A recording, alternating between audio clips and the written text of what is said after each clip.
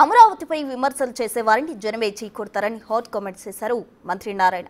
ఎక్కడో ఏసీ గదిలో కూర్చొని కామెంట్స్ చేయడం కరెక్ట్ కాదని సూచించారు ఆయన. ఏదైనా ఒక పని చేపట్టినప్పుడు రకరకాల ఆటంకాలు ఏర్పడుతుంటాయి. వాటిని అధిగమించి ముందుకు పోవడం మంచిది. ఈ విషయం గుర్తించకుండా ఏది పడితే అది మాట్లాడడం సరికాదన్నారు. అమరావతిలో అధికారుల కోసం 4000 ఇళ్ల నిర్మాణం జరుగుతోందని, మార్చి నెలాఖరులోగా అధికారుల ఇల్లు పూర్తి స్థాయిలో కేటాయిస్తామని అన్నారు.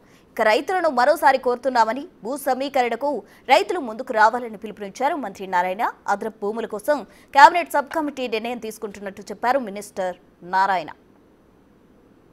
అమరావతి క్యాపిటల్ సిటీలో ఎటువంటి పరిస్థితుల్లో కూడా ఫిబ్రవరి మ్యాక్సిమం మార్చ్ ఎండింగ్ లోపల ఈ 4000 హౌసెస్ని అధికారులకు ఇవ్వడం జరుగుతుంది. అదేవిధంగా రోడ్స్, డ్రైన్స్ తీసుకుంటే ఏదైతే అనుకున్నామో ట్రంక్ రోడ్స్ కంప్లీట్గా ఒక 1 year లోపల కంప్లీట్ అవుతాయి.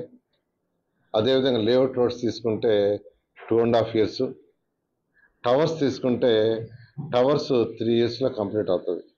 అయితే అక్కడక్కడ కొందరు రకరకాలుగా గ్రాఫిక్స్ అని అవన్నీ అంటారు. వచ్చి చూడమనండి, వచ్చి చూస్తే తెలుస్తుంది ఎంతమంది పనిచేస్తున్నారు, ఎన్ని మిషన్లు పనిచేస్తున్నాయి, ఎన్ని ఏజెన్సీస్ పనిచేస్తున్నాయి, ఎంత వర్క్.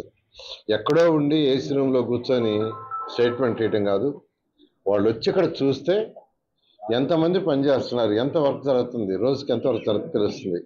సో ఏదేమైనప్పుడు ఒకటే చెప్తున్నాను, అమరావతి రాజధాని మీద ఊరికి మాట్లాడటం వేస్ట్. వాళ్ళు నేను కాదు, ప్రజలు ఇచ్చి కొడతారు.